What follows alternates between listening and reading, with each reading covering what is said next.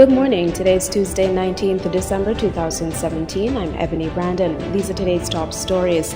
Nationally, the CCM has taken the win in Nevis Island Assembly elections. Mark Brantley will become the new premier. Internationally, the United States is blaming North Korea for a cyber attack that's wreaked havoc worldwide. And in sport, South Korea is conducting security drills to help prepare for the 2018 Winter Olympics. We'll also have a look at the weather forecast and Carib update. Now for a look at the news developments in detail.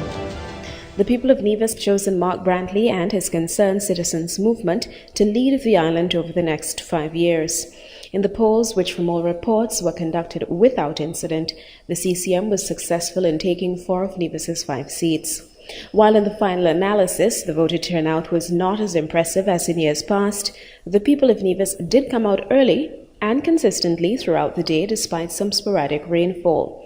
Nevis Reformation Party leader Joseph Perry, who was the incumbent in District 5 St. Thomas's, is the sole member from the NRP slate of candidates who will serve as an elected member in the Nevis Island Assembly. The St. Thomas seat was the first to be declared by Supervisor of Elections Elvin Bailey at just about 9 p.m., with Mr. Parry securing victory with 518 votes to his opponent Keith Scarborough's 229. 1,380 persons were registered to vote in this district. In District 5, there were 10 rejected ballots and 1 spoiled ballot. The next district to be declared was number 4, St. James, which was contested by NRP newcomer Virgil Brown and the CCM's Alexis Jeffers. CCM Deputy Leader Jeffers secured 833 votes to Brown's 528. 7 ballots were rejected. District 4 was also a good indication of the lackluster turnout on Monday, as over 900 of the district's 2,338 voters did not come out. Eric Evelyn, who is also a newcomer on the CCM slate, taking over from Vance Amory in District 4, came in shortly after defeating the NRP's Corey Tyson 761 to 233. In this constituency, 656 of the district's registered voters did not participate. District 1 was an exceptionally close call for the CCM, where Spencer Brand barely edged out the NRP's Roberta Hector with 596 votes to 585. Making this race more interesting was the fact that a total of 12 ballots were spoiled, with another 3 rejected. Again, in a district with more than 2,000 registered voters, some 829 persons did not cast a ballot. The final declared seat was District 2, where 2 of the island's former deputy premiers faced off, Mark Brantley for the CCM and Hensley Daniel for the NRP. When all was said and done, Mark Brantley emerged victorious with 1,334 votes ahead of Hensley Daniel's 1,000. This district turned out a whopping 51 spoiled ballots. One of the larger voting districts, District 2, St. John, had 3,900 registered voters.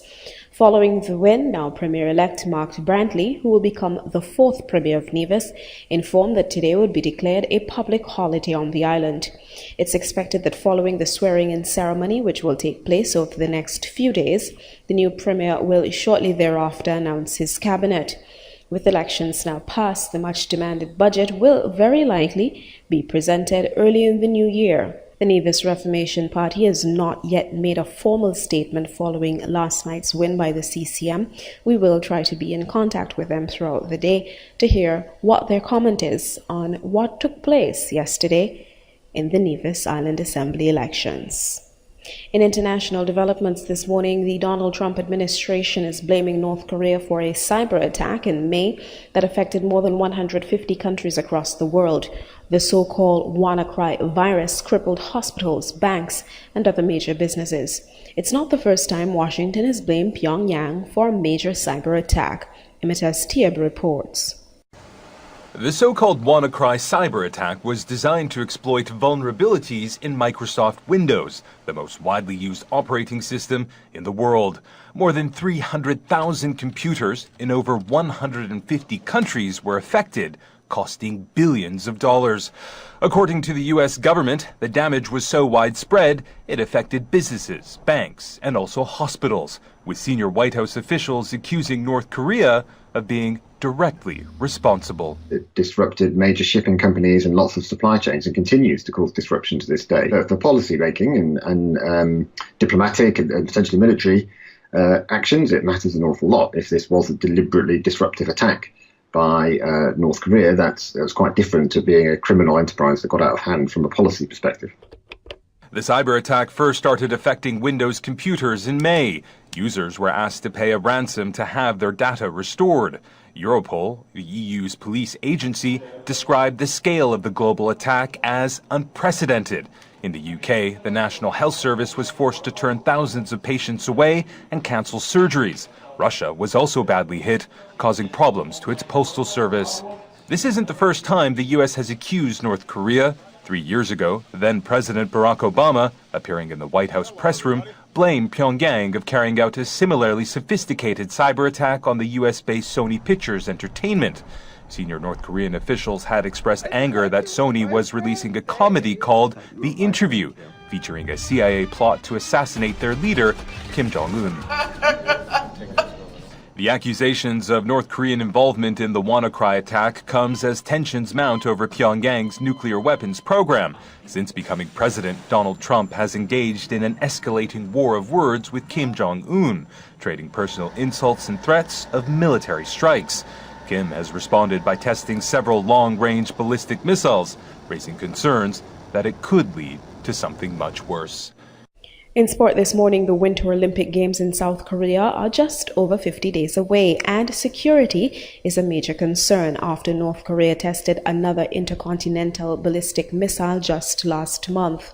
U.S. and South Korean Marines have been conducting military drills designed to enhance combat readiness in freezing conditions. Kathy Novak has the details.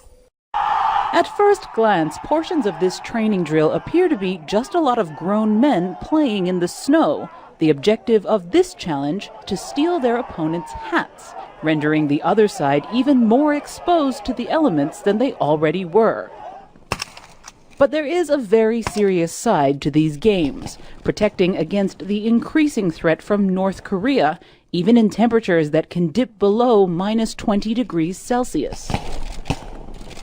Both the U.S. Marines and the ROK Marines have covered over the snow mobility. We've covered reconnaissance skills as well as critical combat skills in a cold weather mountainous environment. 220 Marines from the Republic of Korea, or ROK, the preferred military term, and 220 Okinawa-based U.S. Marines have been conducting these drills over 3 weeks. A chance to brush up on lesser-used Marine skills, such as downhill skiing. North Korea often responds angrily when the U.S. and South Korea stage any war games. There's been speculation the allies may delay the start of major annual military drills, usually scheduled for the end of February, so they don't coincide with the Winter Olympics and Paralympics that will be taking place here in Pyeongchang. These exercises have been held since 2013, but this year there are added fears that North Korea may aim to disrupt the Olympics. South Korean and the U.S. Marines hope for the success of the Pyeongchang Winter Olympics. The Marine Reconnaissance Unit will make its utmost efforts to provide security operations for the Olympics. South Korea wants the Winter Games to be an opportunity to promote peace. It's invited North Korea to participate, and some athletes have qualified, but so far there's been no confirmation of their attendance. As ever on the Korean peninsula, the message from these drills is that the U.S. and South Korea would prefer a peaceful resolution to the tense situation, but are prepared to respond militarily if they have to. And now we take a look at this morning's weather forecast. Across St. Kitts and Nevis today will be fair to partly cloudy with a moderate chance of showers. Tonight will be partly cloudy with a low chance of showers. Seas are moderate with heights of 1.2 to 1.8 meters or 4 to 6 feet.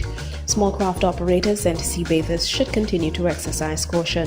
Winds are blowing from the east-northeast at 7 to 14 miles per hour. Sea level pressure is 1017.3 millibars or 30.04 inches. The sun will rise tomorrow at 6:35 a.m. and set at 5:41 p.m.